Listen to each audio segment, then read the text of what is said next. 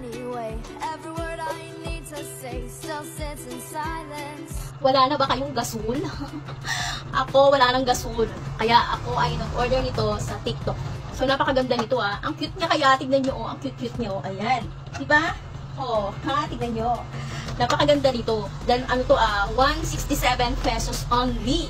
Nakakapag-prito ka na, makakapagsakag ka na, makakapag-adobo ka na, sigang ka na, lahat na dito. Ang tipid pa nito sa kuryente. Ha? Kaya orderin nyo na to.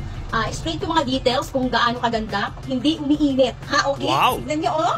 So, ayan, magkasama na nga on-off natin. So, ang pinakamaganda, may control yung init niya. Pag sobrang umiinit siya, ano yan, nakalagay sa 6, mainit siya.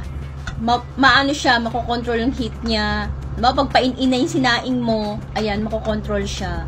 Ang ganda niya kasi merong tayong mabibili na mga ibang lutuan na talagang sagad-sagaran yung init. Mahirap yung gano'n kasi maring pumutok siya. So, ito yung on-off niya, magkasama siya. Tapos, ito yung control light niya, na umiilaw yan. Namamatay siya, nababawasan yung init niya. Ibig sabihin, ito yung niya, sensor. Okay? Gets? Ayan, haggard na naman ang madiskarting nanay. Ang nakaraan, naubusan ako ng gasol, wala akong siraning rice cooker ko. So, nag-decide akong umorder ng hot plate electric cooking. Sa halagang 165 ay napakaganda. Eto siya, oh. Isinayaw ko na yan kanina para mapansin nyo ako. So, ito napakaganda. Pag sinalang talaga siya. Overall, yan, nakikita nyo, nagbabaga yan. Nagbabaga siya. Tapos, yung natin, ito, may control siya. May control siya na hanggang 1 to 6. 1 to 6 siya. Pwede mo siyang iikot. Kumbaga yung on and off niya ay isa lang ang pindutan. Napakadali. Hindi siya nag-iinit na tulad ng na matatakot ka dahil baka mag-init. Diba? Baka sumabog. So, ito hindi. Stick po yan. Hindi po siya yung natutunaw yung ganito. Ayan, yung mga ganyan. Hindi siya nag-iinit.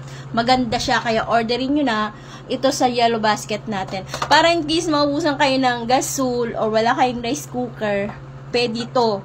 Nag-adobo na ako dito. Nagsinigang, nagsangag, nagprito. Papakita ko rin sa inyo. So, ayan. Ang cute niya talaga. Sana magustuhan nyo to. Meron itong double. Pero, ito na lang nakayanan ko 167. So, siguro may 2 weeks, 3 weeks na akong walang gasol. Ito yung ginagamit ko. Ayan. Diba? Ang cute niya. Nakakatuwa.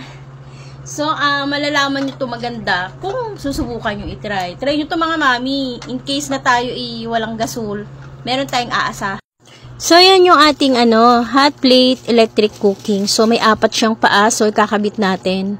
Yan. Pagka in-order nyo yan, kasama yung ating mga paa na yan. So, ayan. Napakaganda rin yan kasi anti-heat product, easy to clean. Napakadaling linisin. High quality. At saka yung niya, yung operating ng on-off niya, may indicator siya. Yung on-off natin, isa lang ang pinipindutan yan. Meron siyang 0, 1 to 6 na pagpipilian natin kung gaano kalakas yung ating apoy. Yan, yung heat niya is overheat protection. Hindi siya talaga mag-iinit kasi may control. Meron tayong indicator light. 'Di ba? Ang ganda. Kaya i-try nyo na yan, lagay natin sa ating yellow basket. 'Di ba? Ang cute-cute niya oh. Ayan, 'di ba?